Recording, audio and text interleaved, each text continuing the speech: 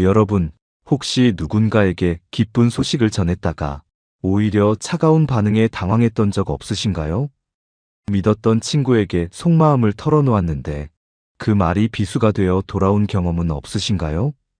우리는 살아가면서 수많은 사람과 관계를 맺고 그 속에서 끊임없이 대화를 나눕니다. 나의 성취를 축하받고 싶고, 나의 계획을 응원받고 싶으며, 나의 재능을 인정받고 싶은 것은 인간의 본능입니다. 하지만 때로는 그 순수한 마음이 독이 되어 우리 삶을 망치기도 합니다. 내가 뱉은 말이 씨앗이 되어 숲을 이루는 것이 아니라 도리어 나를 올가매는 가시덩굴이 되어버리는 것입니다. 조선 후기 최고의 실학자이자 사상가였던 다산 정약용 선생님은 무려 18년이라는 긴 유배 생활을 견디며 인간의 본성과 세상의 이치를 뼈저리게 통찰하셨습니다. 가장 높은 곳에서 가장 낮은 곳으로 추락해본 사람만이 알 수 있는 처절하고도 날카로운 지혜가 그의 글 속에 담겨 있습니다. 정약용 선생님은 세상의 풍파 속에서 자신을 지키고 나아가 뜻한 바를 이루기 위해서는 반드시 입을 다스려야 한다고 강조하셨습니다. 오늘 우리는 다산의 지혜를 빌려 아무리 가까운 사이라도, 아무리 자랑하고 싶은 순간이라도 절대 남들에게 자랑해서는 안 되는 세 가지에 대해 깊이 있게 이야기 나누어 보려 합니다. 이 세 가지만 잘 지켜도 여러분은 불필요한 적을 만들지 않을 수 있으며 여러분의 소중한 성취와 행복을 안전하게 지킬 수 있습니다. 우리가 가슴에 새겨야 할 세 가지 원칙은 다음과 같습니다. 첫째, 자신의 재물과 성취를 함부로 드러내지 않는 것입니다. 둘째, 자신의 재능과 지혜를 과시하여 남을 압도하지 않는 것입니다. 셋째, 앞으로 이루고자 하는 비밀스러운 계획을 미리 발설하지 않는 것입니다. 본격적인 이야기에 앞서 다산 선생님께서 겪으셨던 짧은 일화를 하나 들려드리겠습니다. 다산은 젊은 시절 정조대왕의 총애를 한몸에 받으며 승승장구했습니다. 그의 뛰어난 재능과 빛나는 문장력은 세상의 찬사를 받기에 충분했습니다. 하지만 그 빛이 너무나 강렬했던 탓일까요? 주변에는 그를 시기하고 질투하는 정적들이 독버섯처럼 자라났습니다. 그들은 다산의 말 한마디, 글 한 줄을 꼬투리 잡아 끊임없이 모함했고 결국 다산은 멸문지화의 위기 속에서 기나긴 유배길에 오르게 됩니다. 강진의 낡은 초가집인 사이제에 머물며 다산은 비로소 깨달았습니다.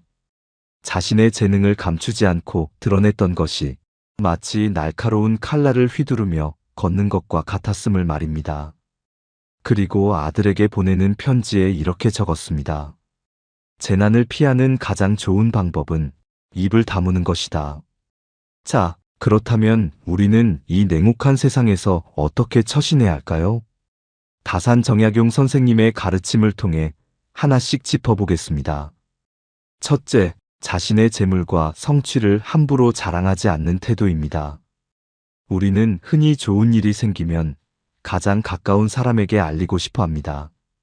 복권에 당첨되거나 주식으로 큰 돈을 벌었거나 혹은 자녀가 좋은 대학에 합격했을 때 그 기쁨을 나누면 배가 될 것이라 믿기 때문입니다. 예를 들어보겠습니다.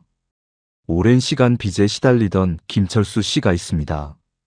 그는 각고의 노력 끝에 사업에 성공하여 큰 돈을 벌게 되었습니다. 너무나 기쁜 나머지 그는 가장 친한 친구들을 불러 술을 사며 자신의 성공담을 늘어놓았습니다. 이제 나도 살만해졌어. 이번에 산 아파트가 얼마나 좋은지 몰라. 철수 씨는 친구들이 진심으로 축하해 줄 것이라 믿었습니다. 하지만 그날 이후 친구들의 반응은 미묘하게 변해갔습니다. 술값은 당연히 철수 씨가 내야 하는 것이 되었고 돈을 빌려달라는 부탁이 끊이지 않았으며 거절하면 너 변했다라는 비난이 돌아왔습니다. 심지어 뒤에서는 운이 좋아서 된 거지. 실력은 무슨 이라며 그를 깎아내리는 말들이 오고 갔습니다. 이 사례가 우리에게 시사하는 바는 무엇일까요? 다산 정약용 선생님은 인간의 내면에 숨겨진 시기심을 정확히 꿰뚫어 보셨습니다. 사람은 누구나 타인의 불행 앞에서는 위로의 손길을 내밀기 쉽습니다. 타인의 고통은 나의 안도감을 확인시켜주기 때문입니다. 하지만 타인의 성공과 부유함 앞에서는 진심으로 박수를 보내기가 참으로 어렵습니다. 나와 비슷한 위치에 있던 사람이 갑자기 앞서 나갈 때 인간은 본능적으로 상대적 박탈감과 초라함을 느끼게 됩니다. 이것은 그 친구들이 특별히 나쁜 사람이라서가 아닙니다. 그저 인간이라는 존재가 가진 본연의 나약함 때문입니다. 다사는 이렇게 말씀하셨습니다. 나의 즐거움이 남에게는 고통이 될 수 있음을 알아야 한다. 내가 자랑하는 재물은 듣는 이에게는 자신의 가난을 확인하는 거울이 됩니다. 내가 자랑하는 자식의 성공은 듣는 이에게는 자신의 자식에 대한 걱정과 비교가 됩니다. 그렇기에 자랑은 필연적으로 시기를 부르고 시기는 미움을 낳으며 미움은 결국 화를 불러옵니다. 돈이라는 것은 냄새가 나서 감추려 해도 드러나기 마련입니다. 굳이 입 밖으로 꺼내어 냄새를 풍기면 똥파리들이 꼬이듯 탐욕스러운 사람들이 주변에 몰려듭니다. 그들은 당신의 성공을 축하하는 척하며 다가와 결국 당신의 것을 빼앗아가거나 흠집을 내려 할 것입니다. 또한 부를 자랑하는 것은 스스로의 격을 떨어뜨리는 행위입니다. 진정으로 부유한 사람은 굳이 말로 자신의 부를 증명할 필요가 없습니다. 여유로운 태도와 너그러운 마음씨에서 그 풍요로움이 자연스레 배어나오기 때문입니다. 반면 졸부나 마음이 가난한 자일수록 비싼 명품과 화려한 언변으로 자신을 포장하려 했습니다. 다사는 검소함을 최고의 미덕으로 여기셨습니다. 그는 부유할수록 더욱 몸을 낮추고 가난한 이들을 배려하는 마음을 가져야 한다고 강조했습니다. 자랑할 시간에 베푸십시오.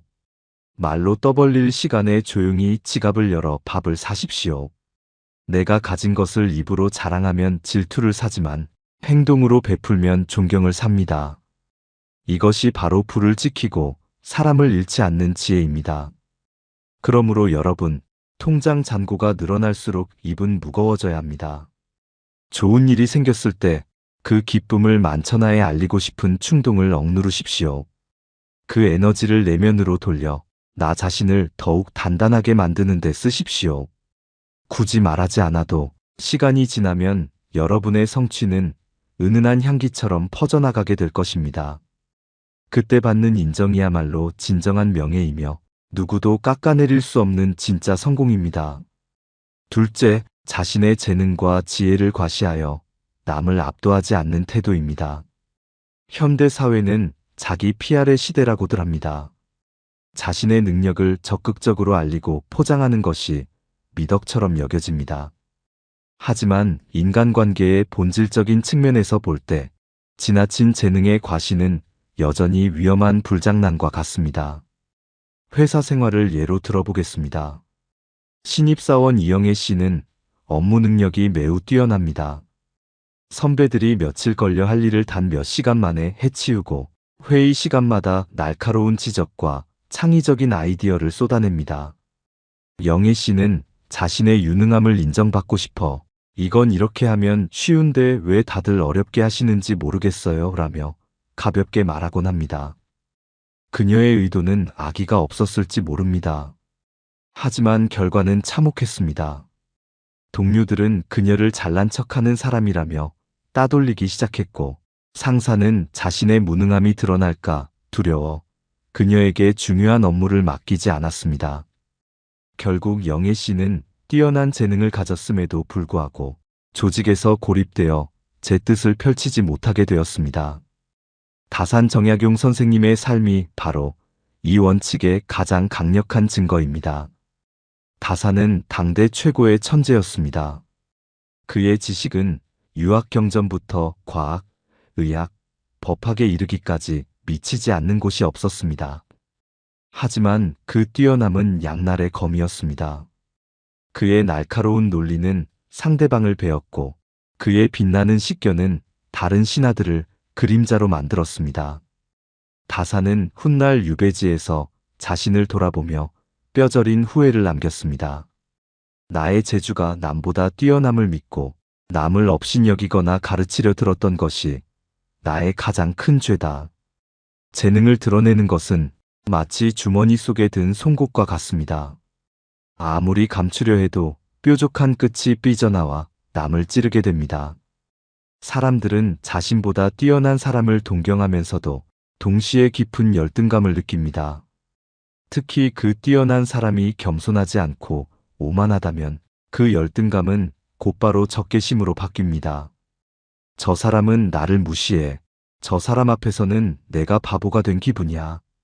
이런 생각이 드는 순간 사람들은 본능적으로 방어 기제를 작동시키고 공격 태세를 갖춥니다. 다사는 재능이 있어도 없는 듯하고 알아도 모르는 듯 행동하라고 가르쳤습니다. 이것은 비겁하게 숨으라는 뜻이 아닙니다. 자신의 빛을 조절하여 상대방의 눈을 부시게 하지 말라는 배려의 지혜입니다. 진정한 고수는 칼을 함부로 뽑지 않습니다. 칼집에 꽂혀 있을 때 그 무게감이 더 크게 느껴지는 법입니다. 여러분이 가진 지식과 재능을 남을 이기거나 무시하는 데 사용하지 마십시오. 논쟁에서 이기려 들지 마십시오. 말로 상대를 제압하면 순간의 승리감은 얻을지 몰라도 사람의 마음은 영원히 잃게 됩니다. 상대방이 틀린 말을 하더라도 면전에서 면박을 주거나 지적하여 망신을 주지 마십시오. 그저 부드러운 미소로 넘기거나 상대가 스스로 깨달을 수 있도록 돌려서 말하는 여유가 필요합니다. 또한 공을 세웠을 때는 반드시 그 공을 주변 사람들에게 돌려야 합니다. 제가 잘해서 된 일입니다 라고 말하는 순간 모든 화살은 당신을 향합니다. 하지만 선배님이 도와주신 덕분입니다. 동료들이 함께 해준 결과입니다 라고 말하며 공을 나누면 사람들은 당신의 능력을 의심하는 것이 아니라 오히려 당신의 인품을 칭송하게 됩니다. 자신을 낮춤으로써 오히려 높아지는 역설. 이것이 바로 처세의 핵심입니다. 물이 낮은 곳으로 흘러 바다가 되듯 사람의 마음을 얻으려면 자세를 낮추고 귀를 열어야 합니다. 여러분이 가진 날카로운 재능을 부드러운 겸손의 천으로 감싸 안으십시오. 그럴 때 비로소 여러분의 재능은 세상을 이롭게 하고 여러분을 지켜주는 든든한 무기가 될 것입니다. 셋째, 앞으로 이루고자 하는 비밀스러운 계획을 미리 발설하지 않는 태도입니다. 우리는 새로운 목표를 세우면 마치 이미 이룬 것처럼 들떠서 주변에 이야기하곤 합니다. 나 이번에 다니던 회사 그만두고 카페 창업할 거야. 나 이제부터 다이어트해서 바디 프로필 찍을 거야. 나 공무원 시험 준비 시작했어. 이렇게 선언을 하면 스스로에게 동기부여가 될 것이라고 착각합니다. 하지만 다산의 지혜는 정반대를 가리킵니다. 일이 성사되기도 전에 말부터 앞세우면 반드시 그 일을 그르치게 된다. 여기에는 아주 현실적이고 심리적인 이유가 숨어 있습니다. 먼저 계획을 미리 말하는 것은 일을 추진할 내면의 에너지를 미리 써버리는 것과 같습니다. 심리학 연구에 따르면 자신의 목표를 남들에게 말하고 칭찬을 들으면 뇌는 이미 그 목표를 달성한 것과 같은 만족감을 느낀다고 합니다. 와, 대단하다. 너라면 잘할 거야. 라는 말을 듣는 순간 우리 뇌는 착각에 빠집니다. 아직 아무것도 시작하지 않았는데 이미 성공의 달콤함을 맛본 것입니다. 그 결과 실제로 그 목표를 이루기 위해 필요한 고통스러운 노력을 감내할 동력이 현저히 떨어지게 됩니다. 말하느라 진을 빼고 막상 실천할 힘은 남아있지 않게 되는 것입니다. 두 번째 이유는 방해꾼의 등장입니다. 세상에는 남이 잘 되는 것을 배 아파하는 사람들이 생각보다 많습니다. 여러분이 원대한 계획을 말하면 진심으로 응원해주는 사람도 있겠지만 대부분은 부정적인 반응을 보입니다. 요즘 경기가 얼마나 안 좋은데 창업이야? 망하려고 작정했어? 내 나이에 무슨 새로운 공부야? 그냥 다니던 회사나 다녀. 이런 부정적인 말들은 알게 모르게 여러분의 무의식에 스며듭니다. 정말 내가 할 수 있을까? 실패하면 어떡하지? 라는 의심의 씨앗이 자라나 결국 시작도 해보기 전에 포기하게 만듭니다. 심지어 아기를 품은 누군가는 여러분의 아이디어를 도용하거나 앞길을 교묘하게 방해할 수도 있습니다. 비밀은 지켜질 때 힘을 발휘합니다. 호리병의 뚜껑을 열어두면 향기가 다 날아가 버리듯 계획을 누설하면 그 기운이 흩어집니다. 다산 정약용 선생님은 아들에게 학문하는 자세를 가르치며 이렇게 말씀하셨습니다. 책을 읽을 때는 그 책을 다 읽고 난 뒤에야 비로소 읽었다고 말하라. 다 읽지도 않고 읽고 있다고 떠벌리는 것은 학자의 태도가 아니다. 이는 단순히 공부에만 국한된 이야기가 아닙니다. 인생의 모든 과업에 적용되는 진리입니다. 농부가 씨앗을 심고 나서 매일 흙을 파헤쳐 싹이 텄는지 확인하고 동네방네 자랑한다면 그 씨앗은 뿌리를 내리지 못하고 말라 죽을 것입니다. 씨앗은 어둡고 차가운 흙 속에서 묵묵히 침묵의 시간을 견뎌야만 비로소 싹을 틔우고 꽃을 피울 수 있습니다. 성공하고 싶다면 침묵이라는 갑옷을 입으십시오. 여러분의 꿈과 목표를 가슴 깊은 곳에 묻어두고 오직 행동으로만 증명하십시오. 남들이 여러분이 무엇을 하는지 모르게 하십시오. 그들이 여러분의 성공을 알아차릴 때는 이미 결과가 완벽하게 만들어진 후여야 합니다. 언제 이런 걸 준비했어? 라며 사람들이 놀라워할 때 그때 비로소 담담하게 미소 지으면 됩니다. 준비 과정은 철저히 어둠 속에 숨기고 결과물만을 빛 속에서 드러내십시오. 이것이 바로 전략가의 태도이며 실패를 줄이고 성공 확률을 극대화하는 비결입니다. 여러분, 말이라는 것은 참으로 묘한 힘을 가지고 있습니다. 사람을 살리기도 하고 죽이기도 하며 흥하게도 하고 망하게도 합니다. 다산 정약용 선생님이 18년의 고독 속에서 길어올린 이 세 가지 원칙, 즉 재물을 자랑하지 말고 재능을 과시하지 말며 계획을 발설하지 말라는 가르침은 오늘날 복잡한 인간관계 속에서 살아가는 우리에게 더욱 절실한 지침이 됩니다. 우리는 왜 그토록 자랑하고 싶어 할까요? 그것은 아마도 내면의 결핍 때문일 것입니다. 남들에게 인정받아야만 나의 존재 가치가 증명된다고 믿기 때문입니다. 하지만 진정으로 내면이 꽉 찬 사람은 타인의 인정에 목말라 하지 않습니다. 빈 수레가 요란하고 속이 빈 깡통이 시끄러운 법입니다. 여러분의 가치는 남들의 좋아요나 부러움 섞인 시선에 달려있지 않습니다. 여러분의 가치는 여러분 스스로가 자신을 얼마나 아끼고 사랑하며 묵묵히 자신의 길을 걸어가느냐에 달려있습니다. 이제부터라도 훈련이 필요합니다. 입이 근질거리는 순간, 자랑하고 싶은 마음이 턱 밑까지 차오르는 순간 한 번만 꿀꺽 삼키십시오. 이 말을 해서 내가 얻을 것은 무엇이고 잃을 것은 무엇인가? 를 냉정하게 따져보십시오. 대부분의 경우 말하지 않음으로써 얻는 평화가 말함으로써 얻는 찰나의 쾌감보다 훨씬 큽니다. 누군가 당신의 근황을 물을 때 지나치게 솔직해지지 마십시오. 그저 별일 없이 산다, 덕분에 잘 지낸다 정도의 담백한 대답이면 충분합니다. 나의 패를 다 보여주고 게임을 하는 사람은 바보입니다. 세상이라는 포커판에서 승리하려면 나의 표정과 카드를 감추는 포커페이스가 필요합니다. 여러분의 행복은 전시용이 아닙니다. 쇼윈도에 진열된 상품처럼 남들에게 보여주기 위해 사는 삶이 아닙니다. 행복은 지극히 사적인 것이며 나와 내 가족, 정말 소중한 몇몇 사람들과 조용히 누릴 때 가장 빛나는 것입니다. 다산의 지혜를 다시 한번 마음에 새겨봅시다. 말을 아껴라. 그것이 너를 지키는 가장 단단한 방패다. 우리가 이 원칙을 지킬 때 우리의 삶은 불필요한 소음에서 벗어나 고요하고 단단해질 것입니다. 사람 때문에 상처받는 일이 줄어들고 에너지가 분산되지 않아 원하는 목표에 더 빠르게 도달할 수 있을 것입니다. 오늘의 이야기가 여러분의 삶에 작은 등불이 되기를 바랍니다. 혹시 지금 누군가에게 자랑하고 싶은 무언가가 있으신가요? 그렇다면 그 말을 잠시 아껴두십시오. 그리고 그 에너지를 여러분의 내면을 채우는데 사용하십시오. 침묵 속에서 연그러가는 여러분의 삶이 언젠가 세상 그 어떤 말보다 더 큰 울림을 주게 될 것입니다.